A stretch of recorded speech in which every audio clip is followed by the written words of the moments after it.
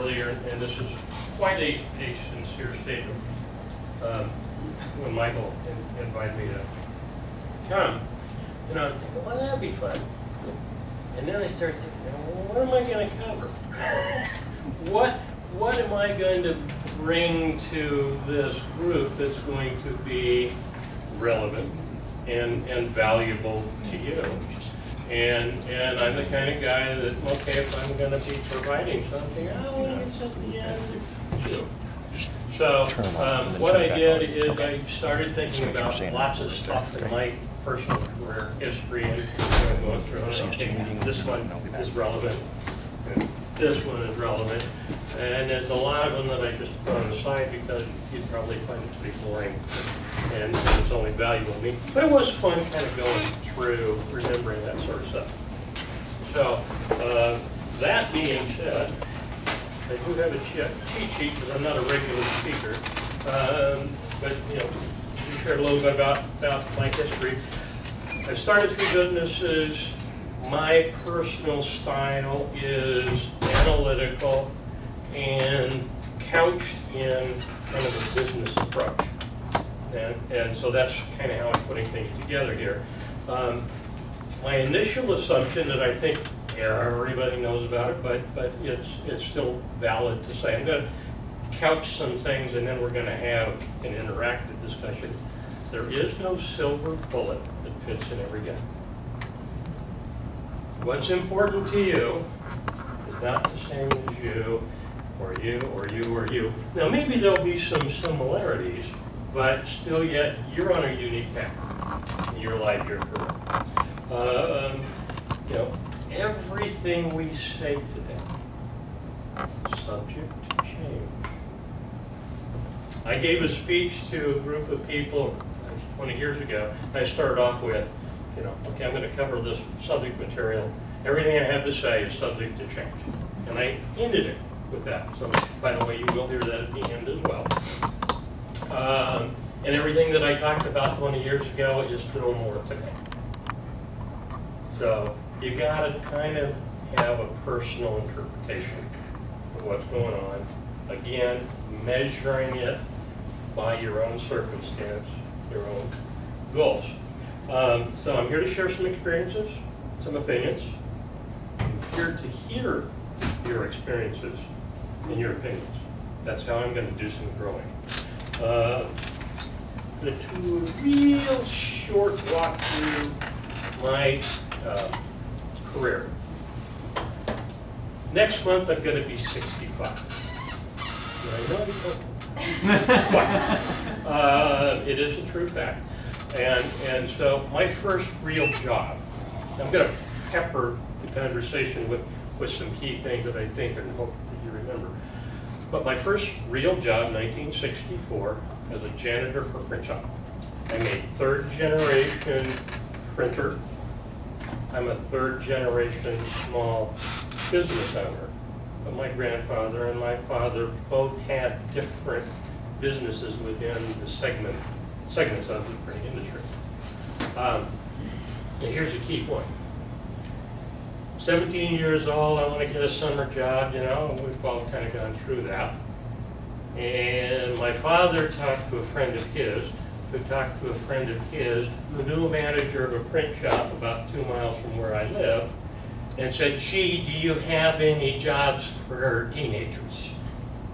And I got a job as a janitor. Okay. In my conversations with my dad as a youngster, he says, remember, son, do a good job and the money will take care of itself. Okay, so there's a gem for you. Okay. Several years later, got a degree from community college in lithography, working in the trade. In the world of analog, which is a lot different than what we work in today. And I worked for a large magazine printer. They printed 70, 80 magazines a month. One of the magazines that they picked up as a client in 1976 was Interface magazine. 36 pages, this is small as magazines go, It was focused on computer hobbyists and the computers they were building. Well, this is kind of interesting. Now, all of the contact pages had all kinds of code and other sorts of stuff. I had no clue what it was. But they had little ads. Buy this kit, buy that kit. This is how you do this is, you know, programming cards. One little tiny ad. And it just struck me at the time. Apple Computers has an Apple II.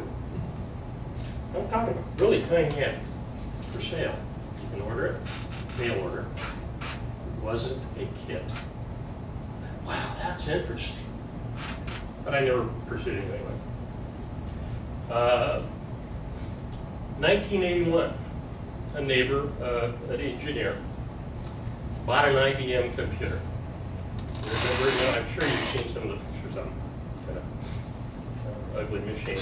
8088 processor, 16 megahertz.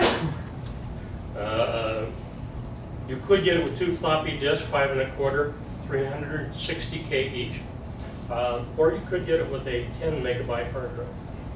And he said, hey, Craig, you want to play with this with me? Yeah. Wow, that was cool. That was a lot of fun. So, in 1982, I got myself a laptop. Have any of you ever seen this? I love my contact.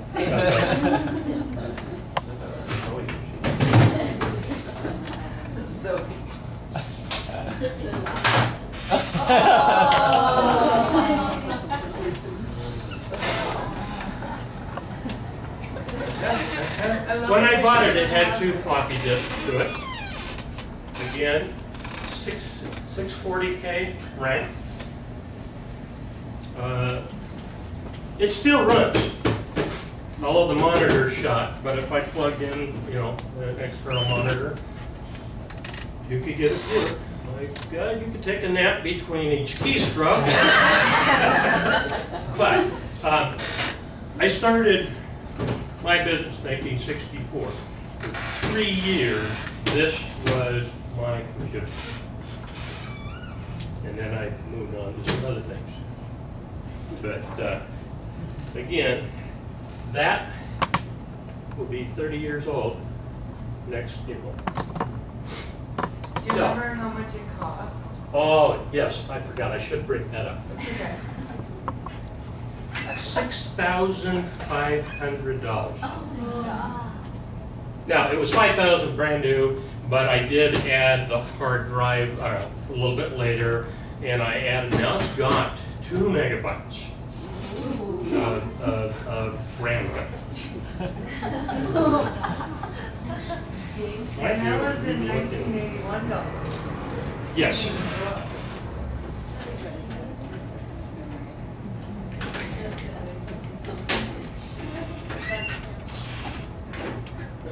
I don't want to take it all the way apart, but you can kind of look inside at some point here. You'll see this really long one circuit board in there with a zillion little chips in it. Those are the memory chips. And you bought the card, and then however many strips of chips that you put in was the memory that you had. What was it called? Page? There was something about page swapping to use the memory in an external card as it worked in here, and I don't honestly remember all that stuff. But again, what I wanted to point out is an evolutionary thing. 76, Apple first started marketing themselves, and that was pretty revolutionary at that time. And I mean, you've seen all of the history things with Steve Jobs. Now, when they talk about that, and the circumstance, you know, a few years later, IBM caught on, let's go, and then these Palmcat came along, and there was a couple other brands out there. So I started my business Printing industry analog, been doing it like forever. Working along. Along comes Macintosh. And Aldous, who came up with desktop publishing. Us old-time printers at the time were like, this is just not good enough quality. And first Macintosh, I think it was 128 megabyte RAM. Yeah, I remember 128. I'm going to mix up. And then short time after that, they came out with the 512. You'll never need more memory than this, was one of the big apps. Okay. But what I want to bring out is, when I got that, it was still a very viable computer 4, 5 years later for the purposes that I was using it. The programs that I used on that was Ashton Tate, DBase 2. They had a big, thick book and an example of how to write your own accounting software. I think there was something out there, but it was outrageously expensive, or at least my perception at the time. So I took the text, started keyboarding it in, making adjustments for my business. That was my accounting computer. And a little bit later, we got an AST desktop machine with a little bit bigger monitor and a little more power and various other things. So, and that became an important computing tool. But again, what I'm thinking about is the progression of technology at that time. Then, the Macintosh came along. We bought a couple of them. Key point is the hardware was changing, the ones that were used in the graphic arts industry, at a rate of about every 18 months. The software was changing, I'm talking about major change, at a rate of about 12 months. So, being business, you can only change that so fast, because you got to expense it and you got to have a return on that investment. So I was leapfrogging various things, but driving along at a pretty significant rate. Now my business ended up being 30 employees, about 50 computers, and we were pumping through about $3 million a year in revenue. So I was able to keep up with things.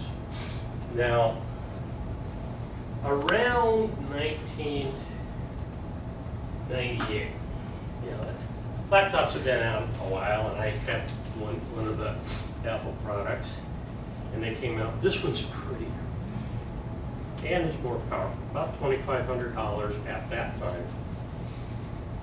Really, really like that. Now, I think this is like 3rd generation laptop from Apple, but had a lot of fun with it. $2,500, $6,500. This is 4, 5, 6 times more powerful than that. Heck of a lot lighter.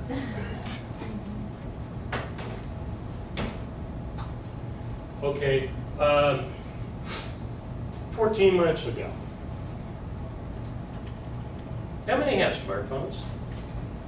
All of you, right, or close to it? Okay. All right. This was subsidized.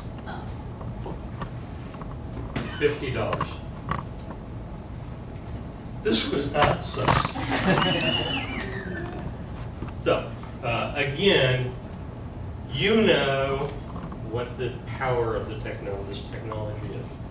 That keyboard's a lot easier to type on than this one, but we can do a heck of a lot more with this technology. That's all just hardware. The important thing in my mind is who is writing the software to drive these devices. All of you. Specializing in one area or another, but you're the influencing, contributing factor in functionality of all these devices. And There's more and more and more of them out there, more and more apps all the time. So I'm going to say my perception is you've got a huge amount of opportunity now and into the reasonably near future. So, let's see what else. Context again.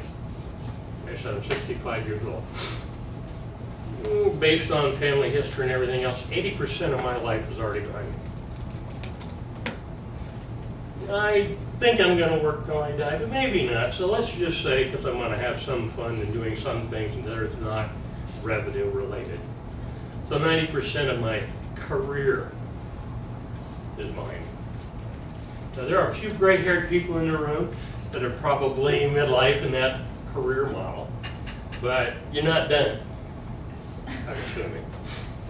You're here because you're not done. So what I want to do is I'm going to toss some thoughts at you. I'm going to give you my perceptions and opinions in some arenas, and I'm going to provide some suggestions for you to consider. It might just be a big, big, big pile of sand, and there's going to be a diamond that you're looking for, and a sapphire that you're looking for. Nothing but sand, and you're going to say, yeah, could be, could be. But anyway, so what we want to do is talk about you, talk about your world, talk about your career. We can have, you know, question and answer kind of dialogue. And again, I think this is an important part. It's an opinion. What's right for me, my perceptions, my views, might hold water, might not. But the statements, the questions, I'm hoping will be a catalyst for your thinking and your review of your life and your circumstance and where you're at right now and where you want to go in the situation. So, that being said, I particularly want to start on the first grouping. You would give that around. On the bottom of this page is my email address. If you want to bug me, feel free.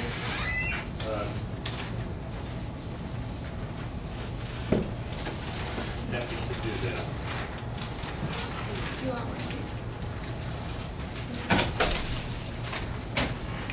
Is this going okay? Has everybody enjoyed this so far? Yeah. Okay. And if it's not, do feel free to say so. It won't hurt me.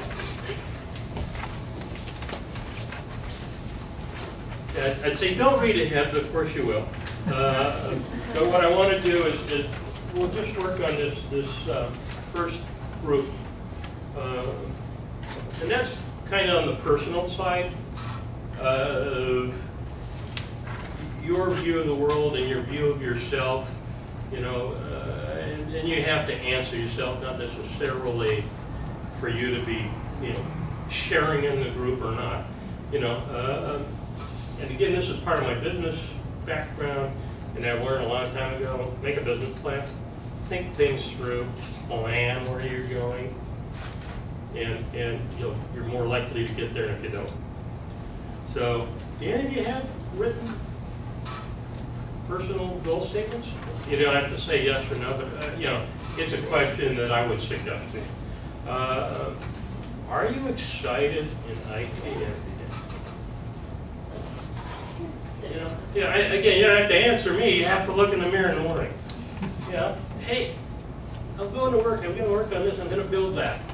I'm going to interact with whatever, and I'm excited about it. So, you like to learn, or you learn something new about it. You enjoy learning about it. I'm going to say, you know, I've worked nearly 50 years. I enjoy every job I've ever had. I haven't enjoyed every boss I've ever had. I've not enjoyed every company I worked for. What I did enjoy. You share knowledge with your peers. When you find a successful solution, do you revisit the challenge seeking a better solution? Are you confident with the knowledge you have obtained at any given point? And I'm going to say, watch out for being arrogant. It's a big turnoff. And I'll kind of come back to that again in a little bit. And I've known some people that were amazingly talented braggarts and everything. You know, I just handed them around. One guy particularly, he goes, I did this on motorcycles and I fly airplanes and I do that and I did that. You know, and oh my God, you know, the guy's full blown. Until one day at this print shop, and this is a very big print shop, he's running on a motorcycle on the back wheel down to one end, drops down, turns around, runs up on the back wheel, goes all the way to the other end and flies up. Maybe he's telling the truth on some of this stuff. But, you know, most everybody just didn't like the guy because of how he behaved. So it's okay to be successful, it's just how do you present it. Can you describe your technical skills to non-technical people so they get it? Okay. Now, here's kind of an open question. Anybody, everybody, you know, what's your perception of the job market today for IT technicians? What do you think? What's your viewpoint?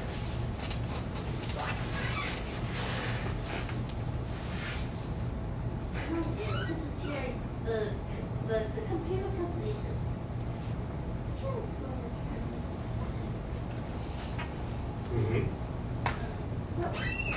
Okay. Anybody else like to throw in 2 cents? Craig? I have a sort of. I guess what I see is on a macro level, I see tons of outsourcing. I see outsourcing out the ass. Excuse my French, but it's very confidence killing. And okay. I blame 2 sources. I blame corporate America and I blame the government. Okay. Outsourcing meaning offshore? Yes. Okay. Cheaper labor markets. Okay. Okay.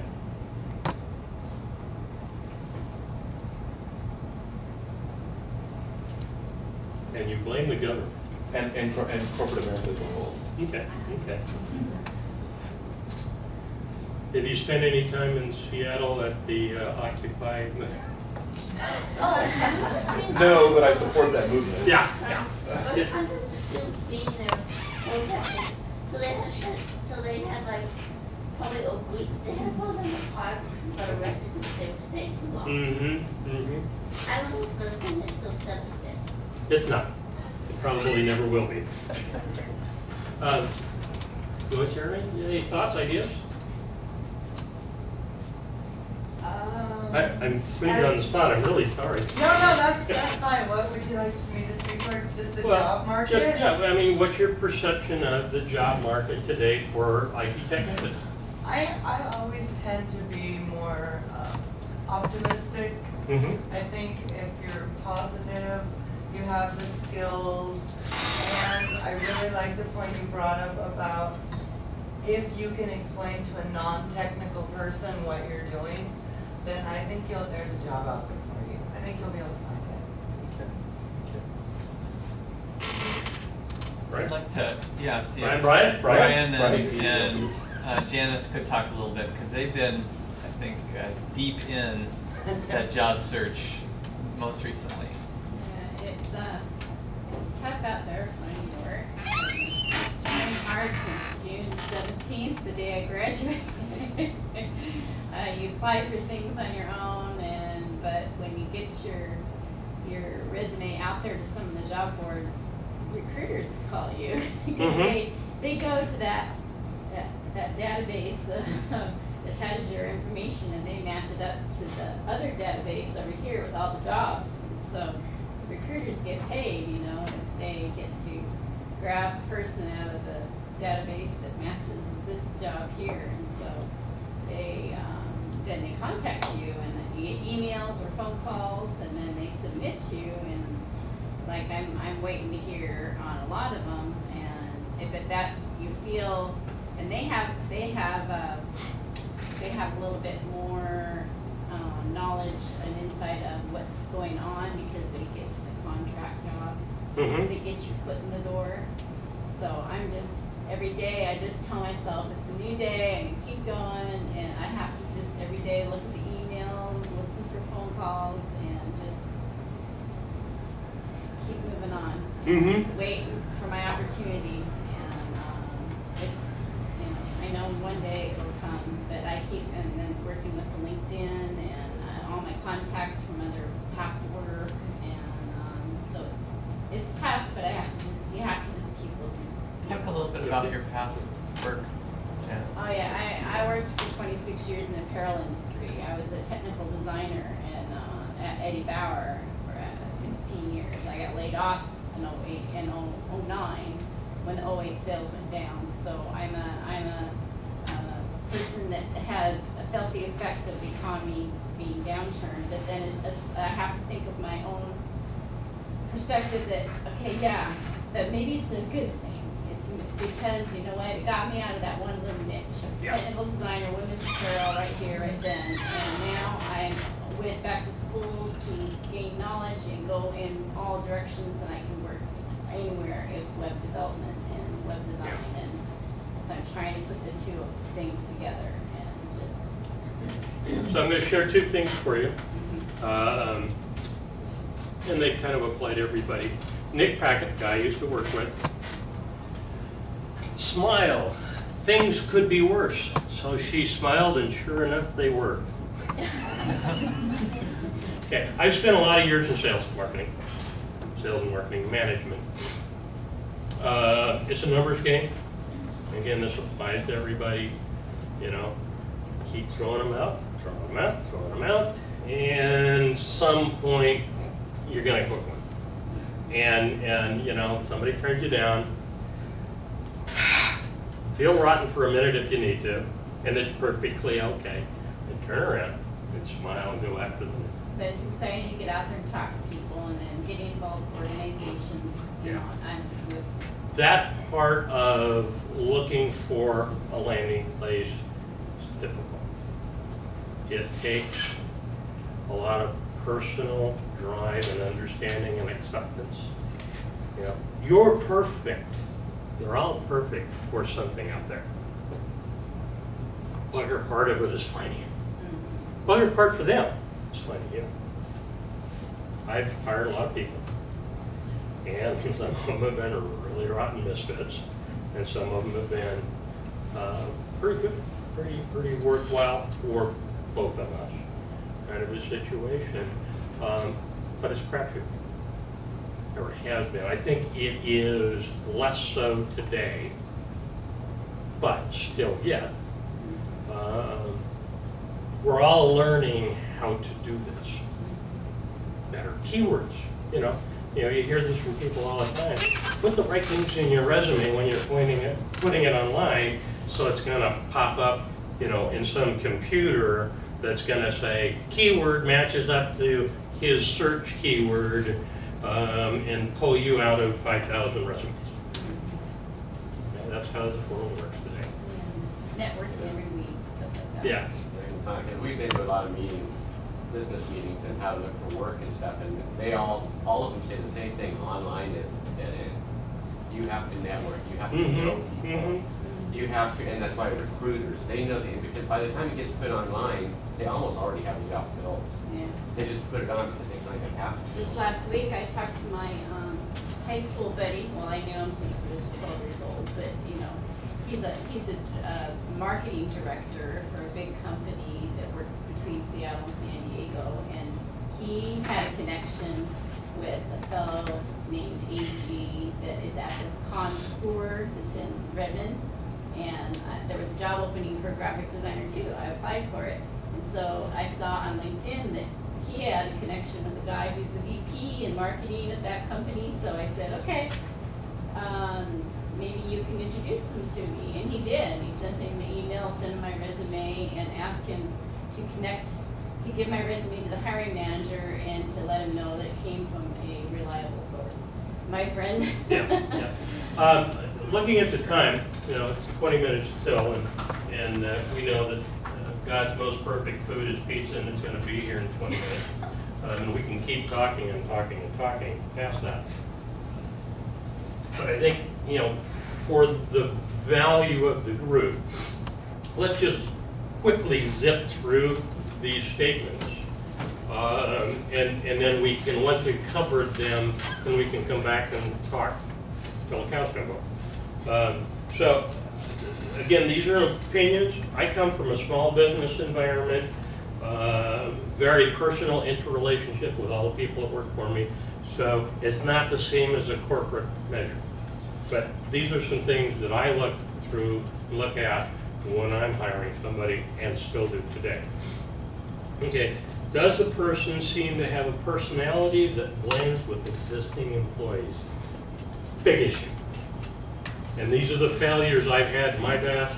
I hired the wrong guy, and it just was phenomenally disruptive to the group. Okay. When I'm hiring somebody, do I know anybody that knows them? Kind of coming back around to the networking. Somebody tells me, just like my dad got me that first job, huge, huge. You know, the foot in the door thing. Okay. When I'm talking to people, I try to extract, what do they value? Again, that comes back around to that first statement. You know, what does the person want to achieve? I try to extract that in my conversation. You know, where are you going? Why? Professional, personally. You know, it helps me to again see how they fit with the rest of the group. One of the things that I do a lot of in my assessment is what's return on effort? How much effort do I have to put into you to get $1 back out of your services that I saw? Sometimes not very much effort. And you know, you walk in the door and bingo, great producer, great party, participant in the party that we work at. And everything, and other people, gotta play all kinds of games. Again, yeah, and how do you judge that up front is hard, but I look for those kinds of things.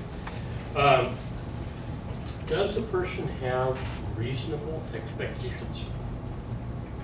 Again, their value from a money exchange, value exchange point of view. Gee, I only want to work Monday through Thursday because I love 3-day weekends. Well, the business doesn't work that way. Or maybe it does. Maybe the business says you have to work 10-hour days Monday through Thursday. Well, gee, I really don't want to do that. Okay. So how do you work those things out? How close does a person's skills and knowledge fit the position requirements? There is nobody out there perfect. When I had a one-man company, I wasn't the perfect employee. Okay, so I think this is good general kinds of statements. Again, this is part of the saying, you probably all heard it before, like, so what? But, okay, so I'm affirming it for you. Okay. Things that I suggest that will enhance you finding a job. I mean, I should have bolded that first line, underlined it, made it bigger fonts. Absolutely what you're doing here today and various other things, your past history, network is huge. The vast majority of the jobs I have acquired for myself over the years and the people I have hired, there is some connection to somebody I know. Be a really good friend with the instructor. Lots of I didn't people pay go you to to say him. that. Yeah, we can be honest about these things, but you know, it's huge. It's huge. Be likable, kind of like I was sharing with the braggart that was good, but he was still a braggart. Okay, look at your environment. Be yourself. Absolutely, always be yourself. But you'll enhance your opportunities if you're like them. People that you network with, they're going to say good things about you, or maybe not so good things about you. So, be as good as you can be at what you're doing. Our project manager, Craig, somewhat discovered that he invested a lot of time in something that, well, maybe this is not so good for him.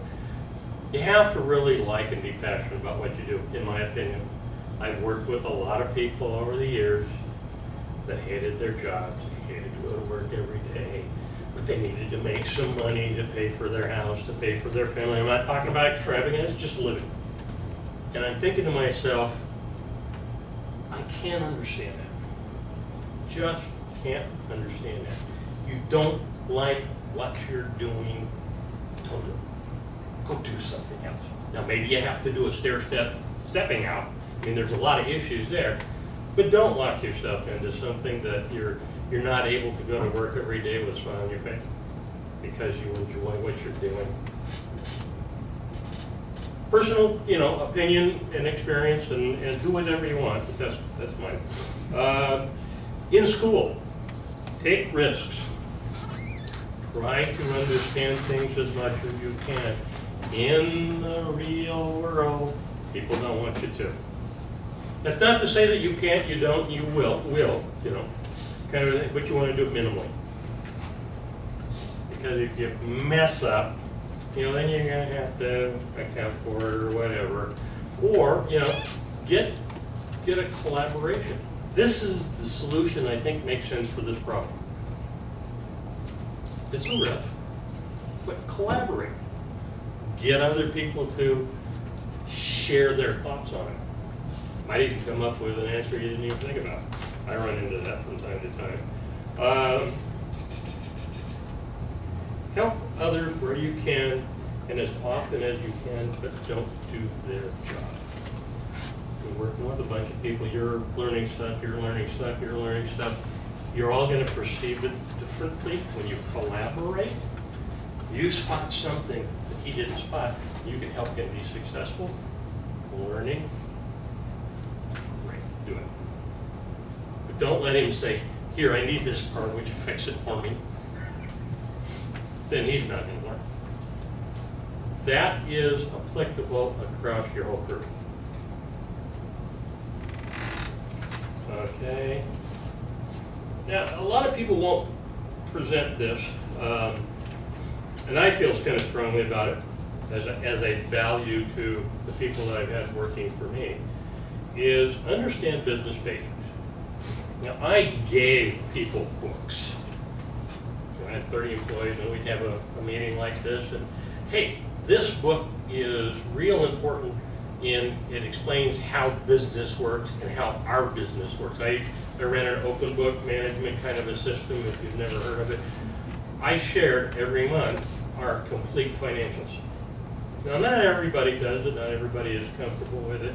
Everybody in my company knew where the money came from, where it went out, how much was left over, all of that sort of stuff. Again, there's some books listed here in the bottom. Understanding that is real valuable, and I think it makes you valuable to your employers, regardless of the size, but most particularly valuable to smaller companies. And if you should choose to start your own company, real valuable. And probably the last one, again, I'm going to say personal choice, but gosh, have fun at work. Have fun at what you're doing. Don't take it too serious. Or take it serious, but have fun while you're doing it. Maybe that's a better statement. Okay, the next little group is various books that I've read that I think highly of. The Great Game of Business, Jack Stack, that's 20 years old. That's the best business book I've ever read. Not because of itself, but rather how it touches on all of the relationships of all of the aspects of business. Okay, Mastering Change, Adisis, he's got several books out. corporate life cycle pieces, again, great brain for understanding business. Okay, life cycles of businesses, that sort of stuff. Not too many years ago, Crossing the Chasm was particularly focused on new technologies in society, which you're involved in. Karen Berman, Joe Knight, again, this is financial intelligence. They provide mechanisms for understanding finance in business. You know, you read about things, education for managers, you know, like accounting knowledge for non-accounting managers. You know, that's a particular source for understanding, you know, the money side, the flow of that sort of stuff.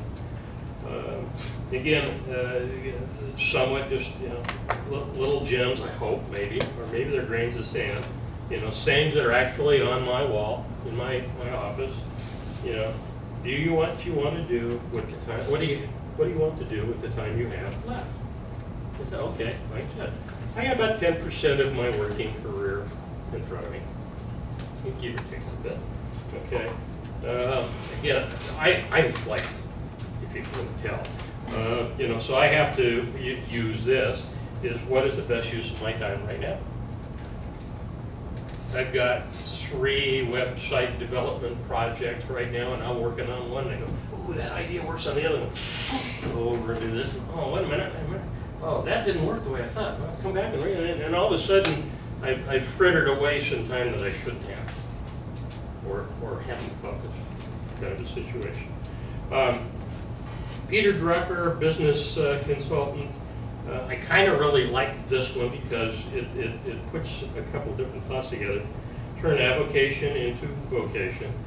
Find a passion and do it right. The passion is an important part. If you do it right, do it for money. If you do it for money, do it for lots of money. Okay. And another friend of mine that I worked with at Verizon, you know, and he had this, and he says, answer your own questions, then question your answers. Not quite sure how I put that in perspective, but it's there. Okay, I'm going to conclude, and then we can just have all the talk we want to have. Last page, or back of that page, I think. Okay, the conclusion. Robert Fine. He was my English teacher my senior year of high school. This was the last full week of classes. Somewhere in one of those classes, he said, I may not always be right, but I am never wrong. You know, I'm sitting there in the back room, and I never talk a lot in class. Wait a minute, that can't be true. And he says, well, you think about that a little bit. Now, I thought about it. Obviously, it's one of those things, you know, somehow it's stuck out like a tattoo, you never get rid of it.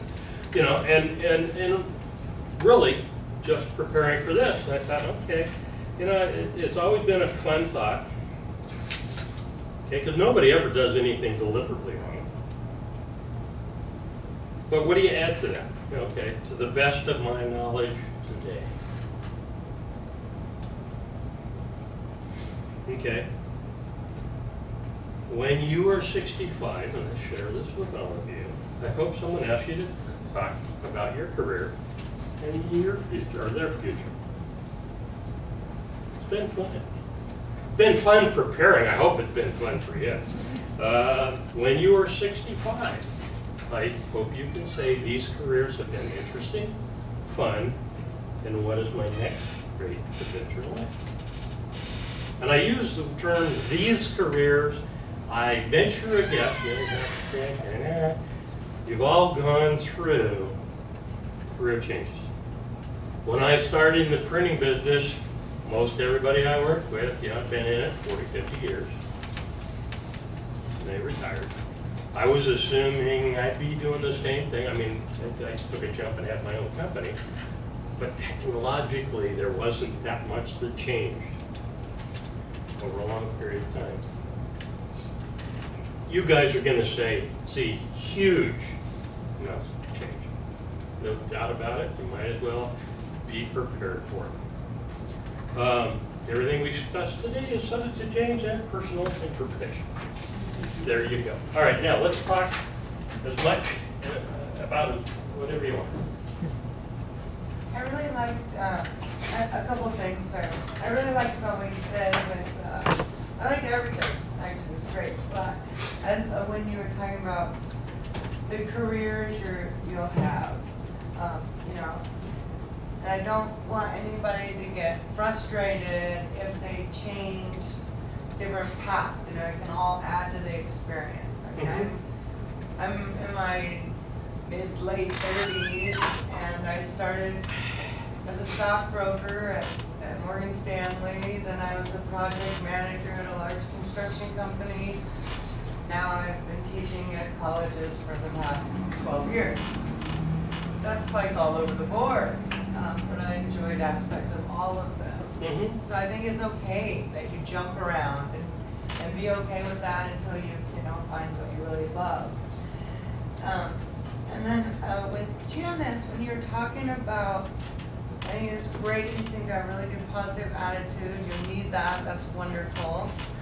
But I couldn't tell if you thought the recruiters were a good thing or a bad thing. I've taught some resume building and job searching classes, and I always try to encourage my students that even if an interview isn't exactly what you're looking for, always try to look at it as a positive, because you can never get too much interviewing practice. But I couldn't tell if you like the recruiter idea or not so much. I do, because I know they're helpful to me. Yeah. Yeah, because they've got niches with companies Right. I can't get myself. You know, Right. there's these recruiter groups in Bell and Seattle, I can't believe how many there are.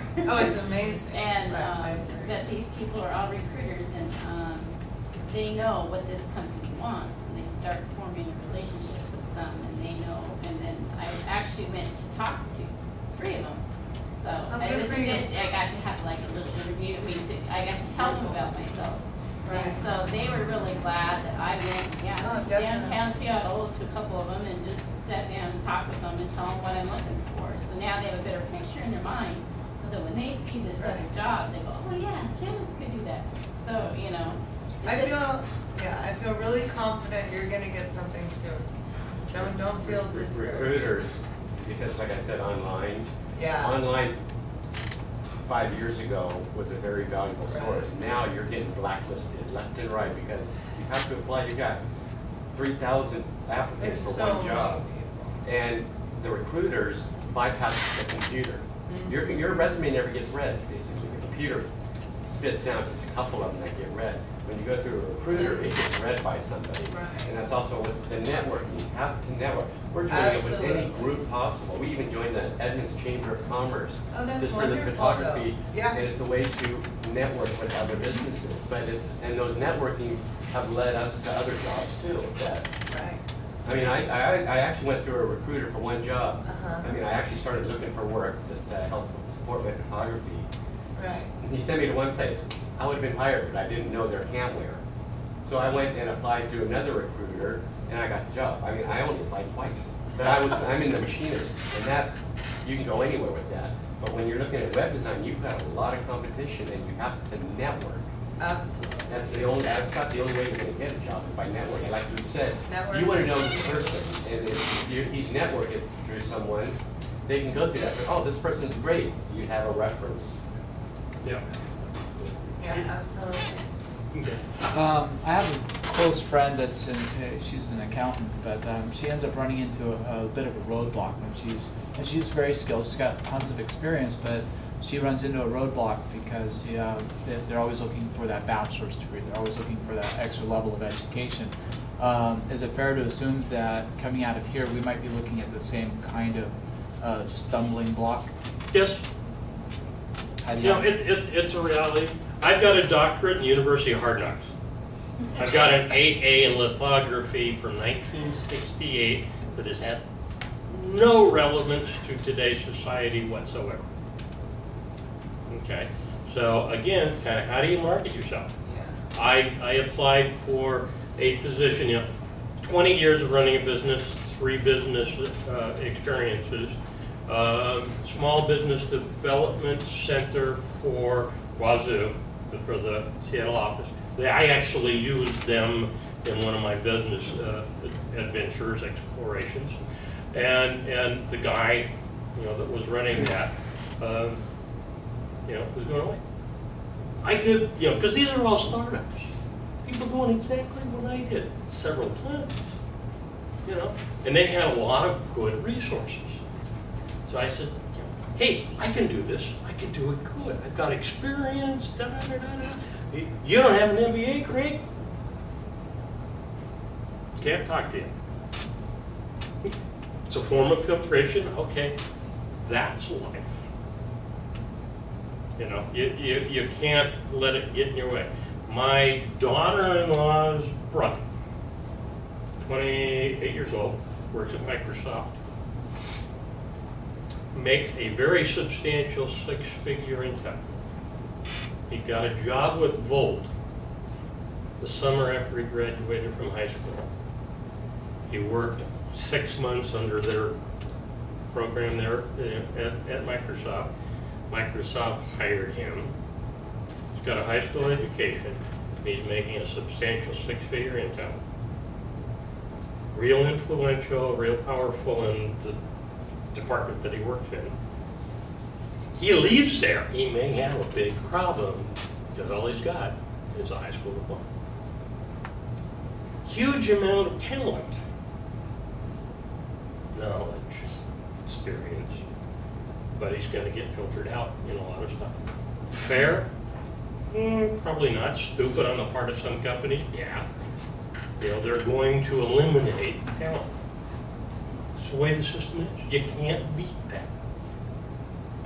Especially now, there's a lot, because the economy has been down for a while, there's a lot of people out there with experience, but also degrees that you're going in to compete against. So it can be challenging. Sure, but I'm going to say the counter to that